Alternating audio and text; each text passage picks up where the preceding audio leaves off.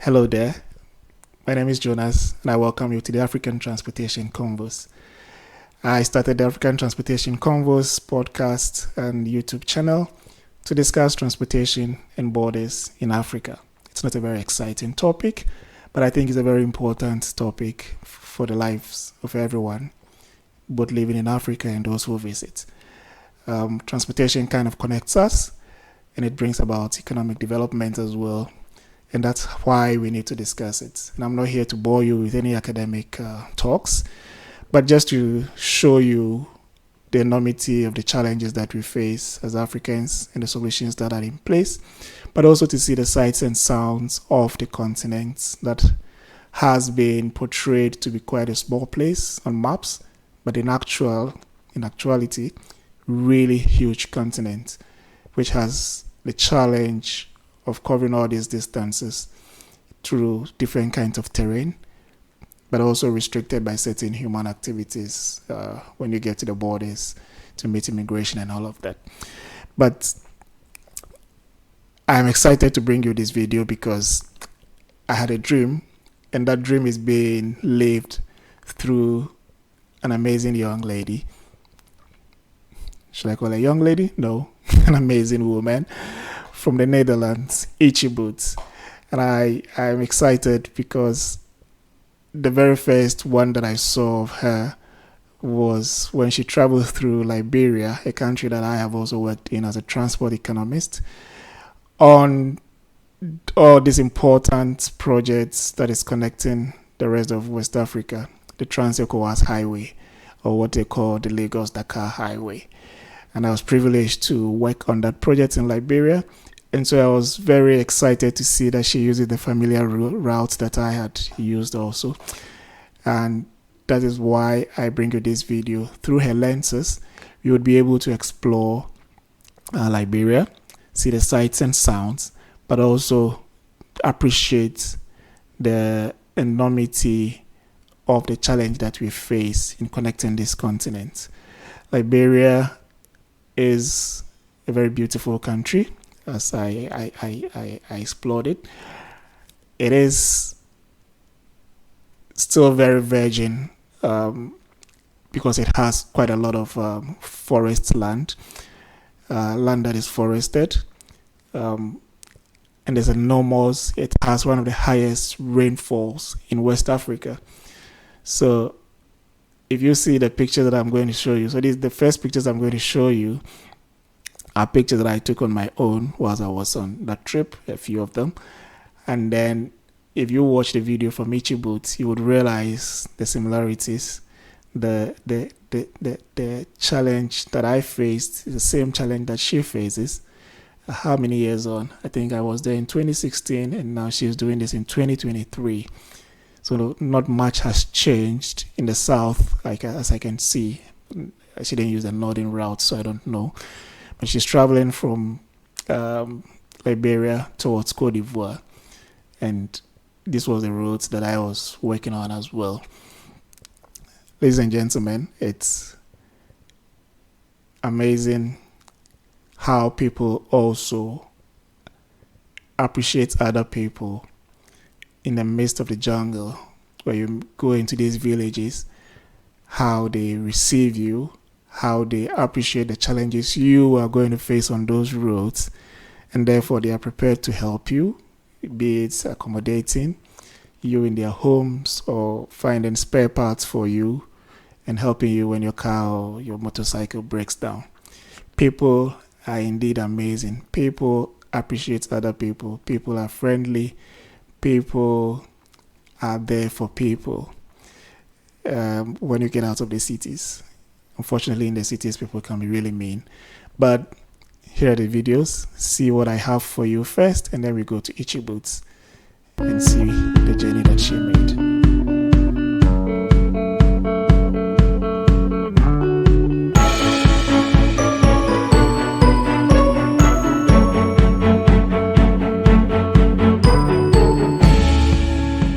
You can see all these trucks stuck in the... Thank you.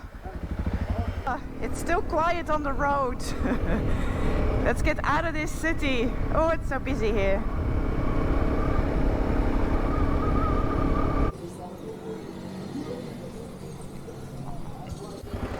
As you can hear, the sound is here still.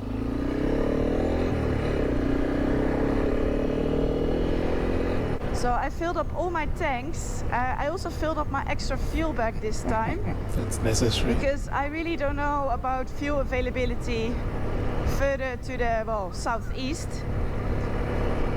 This is kind of the first and the last big town after Monrovia.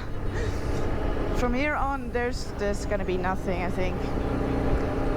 So I just want to make sure that I have all my tanks full. This also means the end of the paved. Motorcycle is also one of the important transportation modes in Liberia, just like many of the West African countries.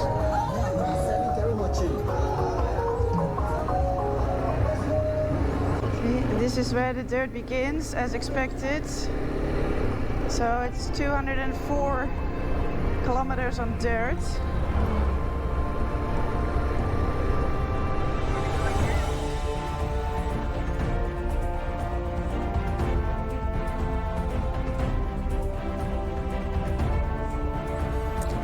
See the beauty. Rainforest through and through.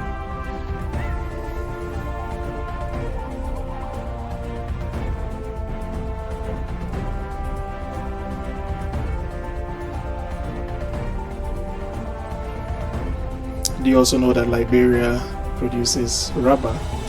It's one of the biggest producers of rubber, and it has one of the biggest rubber processing companies in Firestone, which many of you also know produces car tires, I think.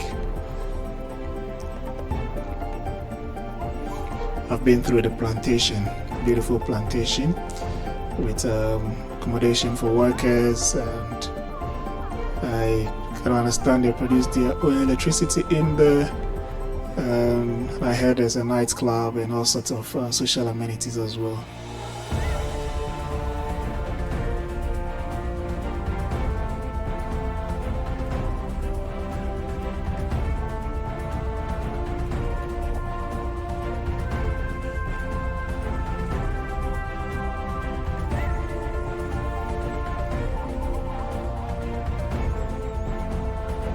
So far so good. This road looks okay. And here we start. Wow. It is getting wetter and wetter the further I go. So far it's still doable. Getting slippery.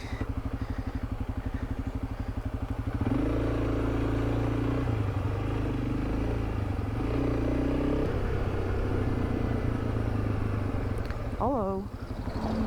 Okay. Yeah, roads like this, everyone thinks there's no rules anymore.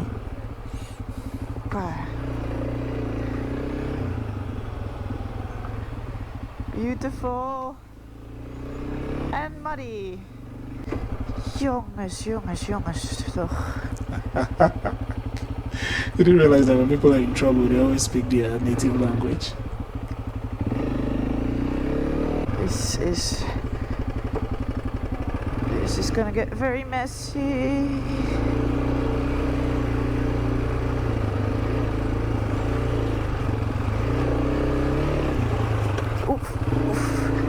I always felt we were going to get... for the first time that I'm happy with my tires. They are pretty okay in this stuff. I always thought we were going to get stuck in this mud for days when I was there. There is a 4x4 driving in front of me, and it is surprisingly fast. Every time I think, now I'm going to catch up with the car, and they're gone again. I really don't know how this car is going so fast over this terrain. It's a 4x4. Like the exhaust pipe on that little bike in front of me is super low. It's maybe only 20 centimeters off the ground. So there must be water coming into that pipe. Has to be. I don't know how he does it.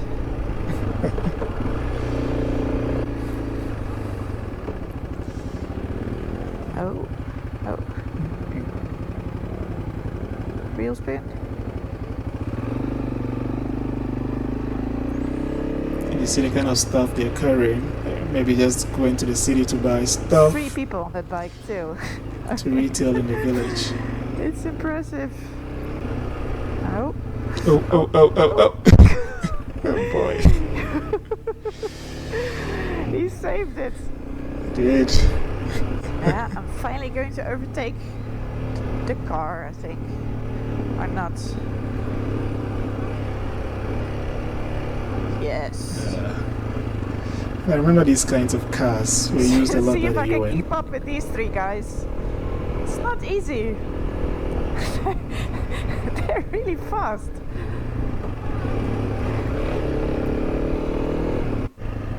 Oh wow, that truck is completely stuck.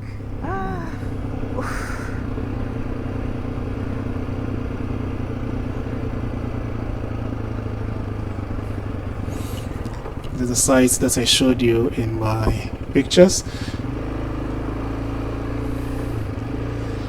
You can imagine how long these guys have been sitting there. For days, for weeks, maybe months.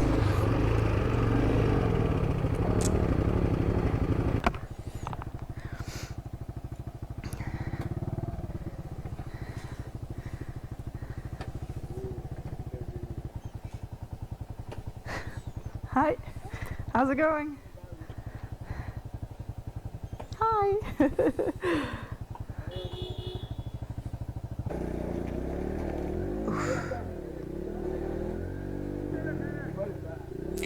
I wonder if there's an arrangement by the state to help these trucks and other vehicles that get stuck in these roads along. Because they are carrying important commodities that's essential for the livelihood of people, maybe in the villages, along the road, or far from the city, or maybe even for international trade purposes. This truck probably is going to the Ivory Coast, but it's going to sit here for weeks on end whilst the merchants wait for the goods. I'm stuck. I'm stuck there. Okay. Got it. Thank you.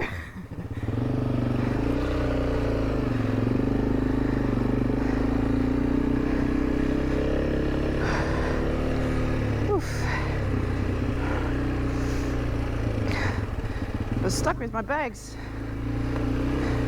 behind the truck. Oh.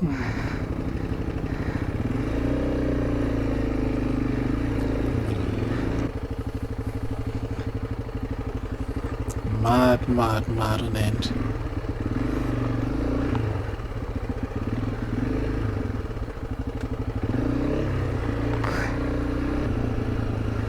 Washing off all the mud.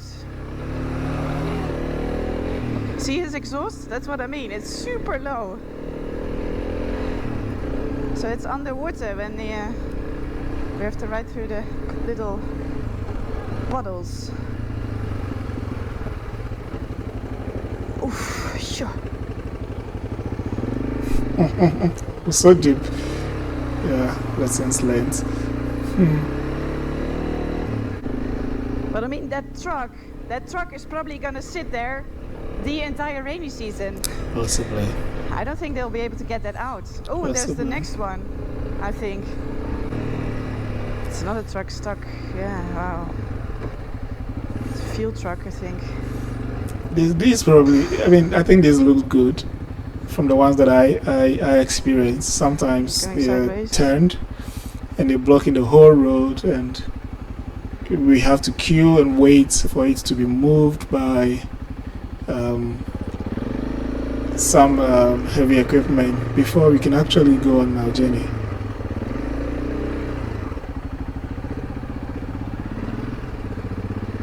Hey man! Oi. So imagine a fuel station waiting for this fuel tanker. Probably going to have a shortage for a few weeks.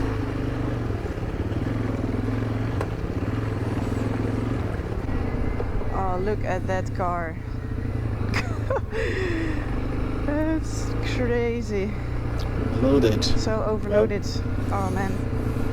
Why It's not? impressive. It probably can make the journey as fast within a week, like probably 2 or 3 times within a week, no? So you better load it On up. a truck, wow. Yeah, but those things also seem quite light because they're just containers. Follow the bike trails.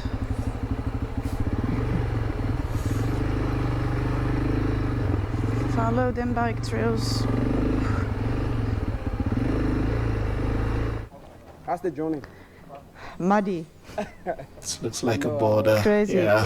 Is it more bad this way? No. Here is more bad than this. Ah, okay. It's not the actual border between Cote d'Ivoire, but Thank you. Thank you. you find these immigration Monday. officers What's your name? checkpoints from time to time. James. Nice to meet you. Bye. That's some good information. That from here on it's at least a little better.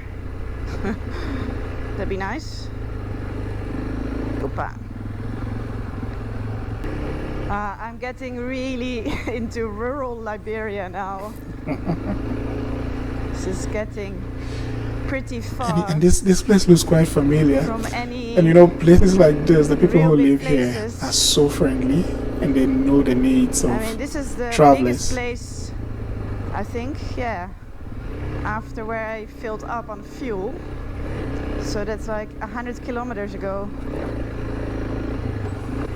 So Liberia, there was also a very terrible civil war here in Liberia around the same time as the civil war in Sierra Leone. So all through the 90s I believe. And I believe 200,000 people died in that civil war. So it's good to see that now this country is peaceful. There you go. Orange. I should have phone reception here. Let me check. Yeah, I gotta say that's one thing that really surprises me about all these West African countries, that you ride through the countryside, there is no running water, there's no electricity, but there's always cell phone reception. It's like the infrastructure when it comes to cell phones and these towers, it's amazing. It's really good. Yeah. See, yeah, 3G I have. Unbelievable. If we can have road Think it's actually connectivity, we can talk For to my someone on lunch the break, other I'm side hungry. easily. It's 12:30, so time to eat the other half of my sandwich.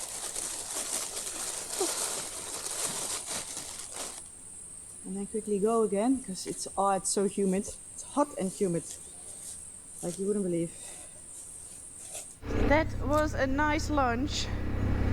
I don't really get much lunch these days because there's just no, I don't know, there's just not really places to buy food along the way. Smart move. But this time I came prepared. Smart move. Smart move. Still about 90 kilometers to go. And it's like impossible to predict how long that will take me because it so depends on how this all looks.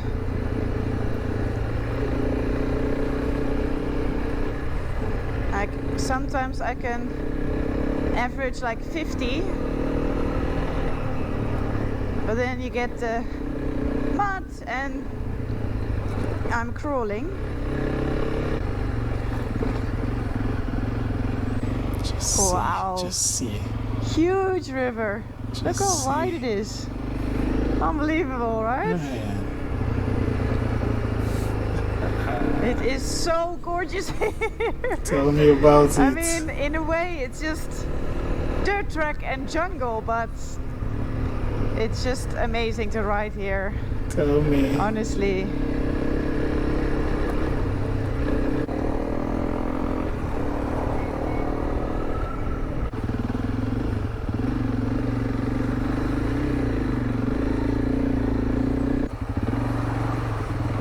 You really have to come prepared with food and all of that on these kinds of roads because you get to the villages and there's no food.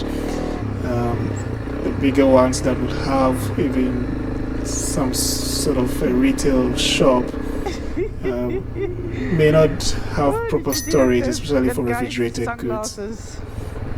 Fantastic.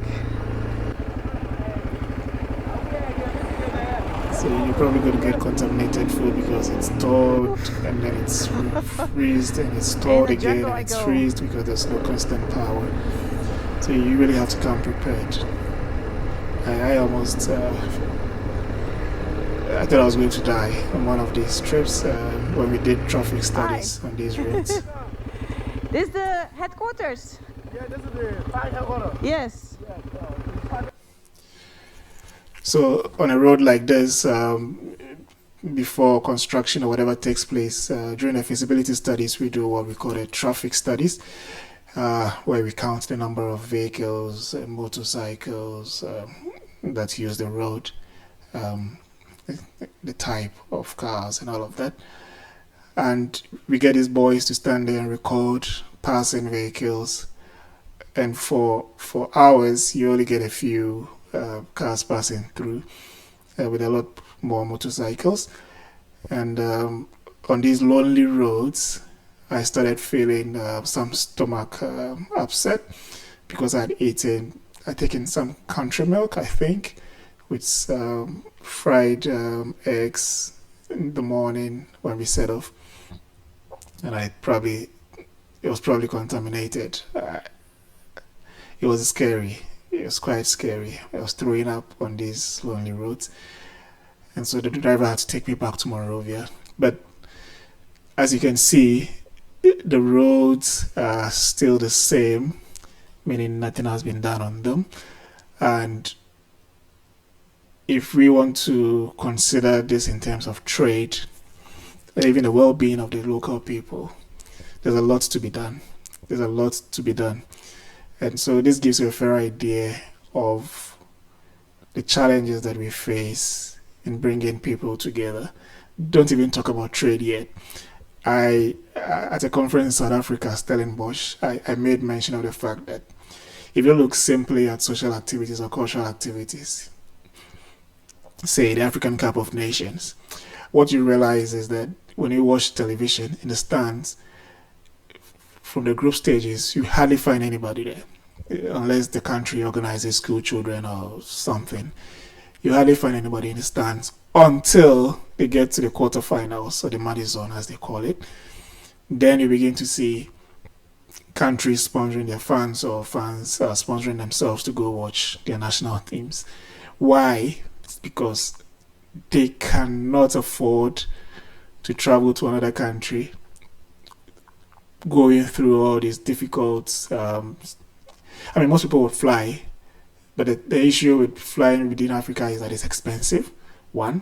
Secondly, you would meet immigration officers who may harass you, and then thirdly, maybe hotel bills and all of that might be high. So considering this, you would want to only move when you know your team is going all the way, and so you don't find that happening.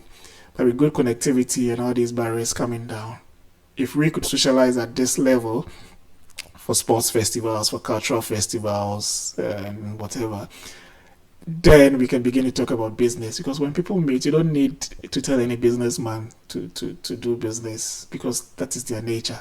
Business people do business.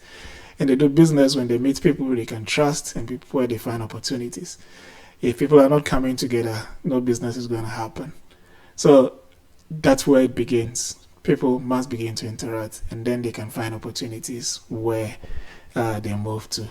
So that's where it begins. And I think that once we begin to connect these countries, not just by the roads, but also by the legal impediments that are there, as well as personal and human interventions by the immigration officers, then we begin to make progress in this regard. May I not bore you now, but thank you so much for watching this video. I'm following Ichi Boots, and I hope to make commentary on subsequent trips that he takes. I think she's moving now into Cote d'Ivoire and then towards Ghana and all of that. So these are places I'm quite familiar with as well, so it'll be interesting to see what comes up in the progress of the projects that the ECOWAS have put in place. See you later. Subscribe. Let's go on this journey together. Cheers.